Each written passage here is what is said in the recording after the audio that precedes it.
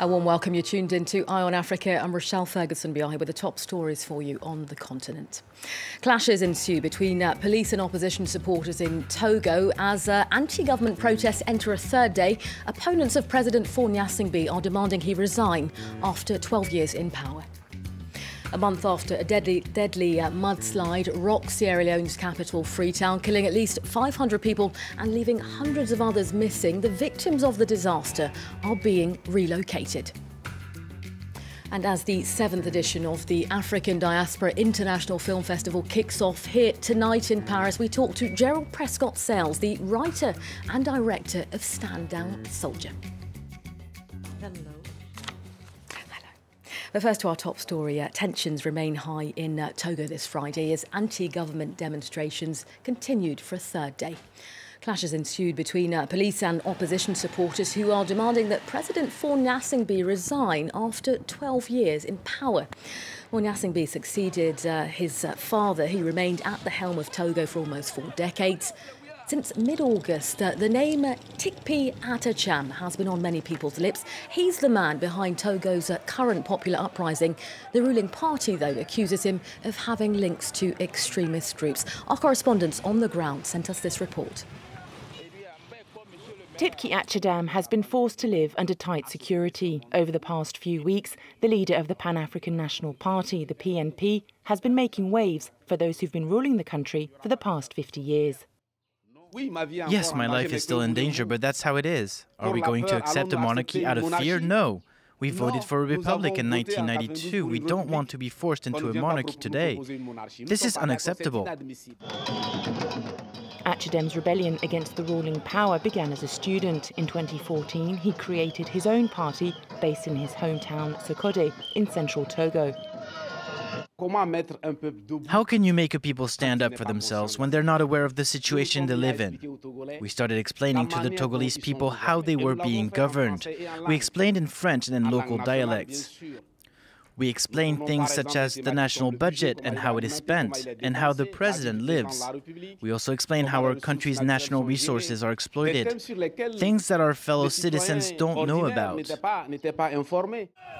During recent protests in the capital, the new leader attracted huge crowds. The people here are determined. It has to end. It's been going on for too long. I've spent 30 years of my life fighting this regime. I'm not even 60 years old. They took my life, and not just mine, but the life of many of my countrymen. The ruling party, meanwhile, accuses Atacham of having links to Islamist extremist groups. Their claims refuted by Atacham, who says the Togolese Diaspora is supporting him, in part financially. In other news on the continent, a Nigerian court has adjourned the case of 43 people charged with homosexual acts, citing the judge being on leave.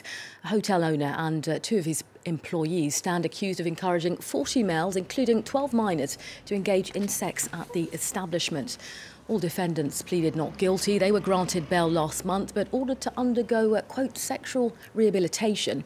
The 3 alleged organisers were denied bail. Nigeria's former president, Goodluck Jonathan, signed a bill criminalising same-sex marriages in 2014. Somali officials say a suicide bomber has killed at least 4 people after detonating his explosives at a restaurant in Baidoa town in the country's southwest. The bomber reportedly entered the restaurant posing as a customer before targeting a group of diners. Well, there's been no immediate claim of responsibility for the attack. The militant group Al-Shabaab, though, has in the past carried out a series of deadly bombings in Somalia.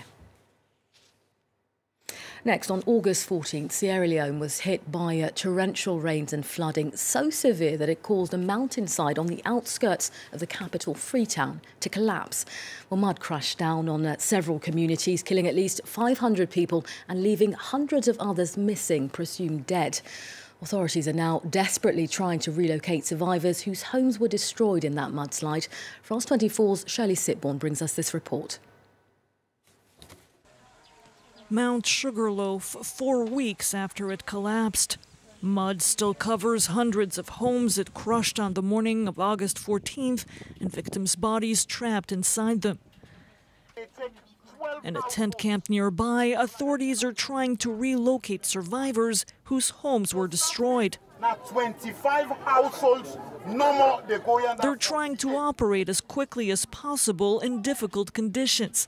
People fearing new landslides push to join relocation lists, while others refuse to leave Freetown.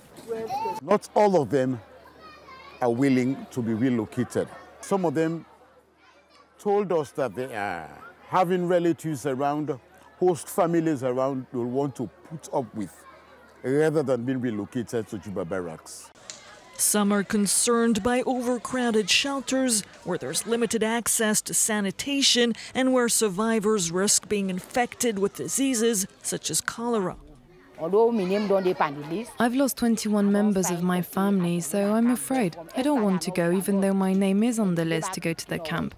And my children are sick, so I am afraid. Others rather leave their neighborhoods in the outskirts of Freetown, where water is contaminated and where food is scarce. Sierra Leone was hit in 2012 by a cholera outbreak that killed almost 400 people. Authorities are planning to vaccinate 500,000 residents to avert a new deadly crisis. Next, the 7th edition of the African Diaspora International Film Festival kicks off right here in Paris tonight, and it's sold out. The aim of the festival is to shine the light on a variety of Afrocentric themes and encourage dialogue between diverse cultures. One of the films being shown tonight is called Stand Down Soldier. It's written and directed by Jeryl Prescott Sales. She joins us in the studio. Jeryl, very good to have you here with us. Hello, thank you for having us. On France 24. Now, this film is your directing debut. Yes. It's all about a soldier who's been on a series of deployments who comes back with post-traumatic stress linked to a sexual assault. Yes. What inspired the film? Well, it is inspired by true stories. My friends and relatives served in the United States Army, and the United States Army is dealing with an epidemic of military sexual assault. This particular lead character, Stacy, begins to endure harassment. The harassment leads to rape. And when she reports the assault, she finds that she is blamed for it. This problem even leads to professional consequences for her, but no consequences for the rapist. And so this is a problem that the American military is facing. Annual reports document close to 20,000 assaults every year in the military. It's a staggering figures there. In addition to being a director, you're also an actress. Yes. This film is the first time that you're actually behind the camera lens. How did that all work out? What led to this next step in your career? Well, I was blessed to play one of the strong female character roles on The Walking Dead. Yes. And I wanted more of that kind of experience, more strong female roles. And so I started to write. Because unfortunately, there aren't enough strong female African-American characters who have round experiences in Hollywood. And so we're finding more and more actresses creating their own content. I think a lot of people watching today will recognise you from The Walking Dead, which was a massive success in the US. Indeed. To talk more about your directing, what challenges did you face? I mean, as a woman, as a black woman director, was budget an issue? Was stereotypes an issue? Absolutely. We did it on a shoestring budget, an independent film, but film is a collaborative process. So I had a very experienced DP, also a wonderful cast of friends who also happen to be excellent actors, and a wonderful editor. Who saved us from ourselves when it was necessary. So a lot of support there. Absolutely. Having to channel all the people that you know. Now, you're in Paris at the moment. You're due to leave in a couple of days, but you're here to support the festival, Yes. the African Diaspora International Film Festival. Why were you interested in participating? Well, I am very much a believer in the creative force that spreads beyond Africa and keeps us all together as people of African descent. And we see it in a variety of films from Spain, from the United States, from Paris, of course, from France, all over the UK.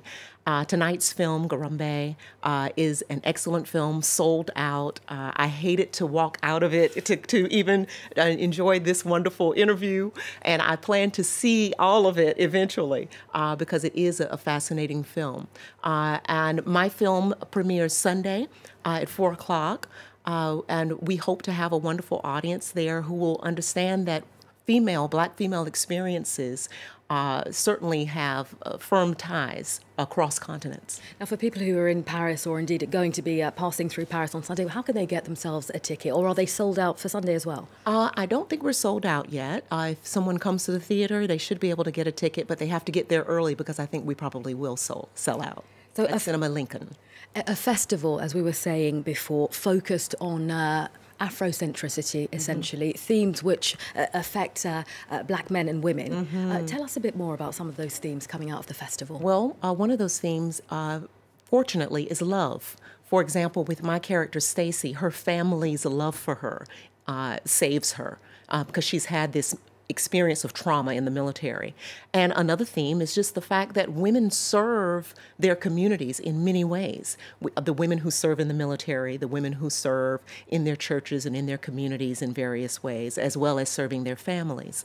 And so when we look at the roles that Black women play in all of their community, I think in the films we see a variety of ways that the women nurture their communities and that they need to be nurtured. The stereotype is that Black women are strong and, don't need a lot of support. But that, of course, is something that we challenge in our films where we show these women who, perhaps because they work so hard in the world at nurturing other people, sometimes they themselves need more support and more love.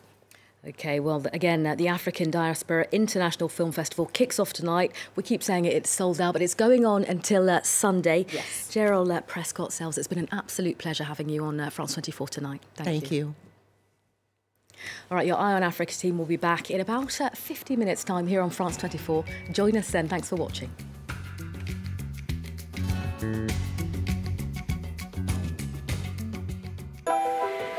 You Are Here, your programme spotlighting French heritage. Versailles, the Louvre and the Mont Saint-Michel are all well-known stars of French heritage. But French genius and France harbors many other hidden treasures. The arts, gastronomy, architecture, as well as nature's wonders. Come along with France 24 and discover France's living heritage. From young apprentices to accomplished craftsmen, farmers to Michelin star sporting chefs, meet these people whose passion for their professions preserve and drive French heritage. You Are Here on France 24 and France24.com.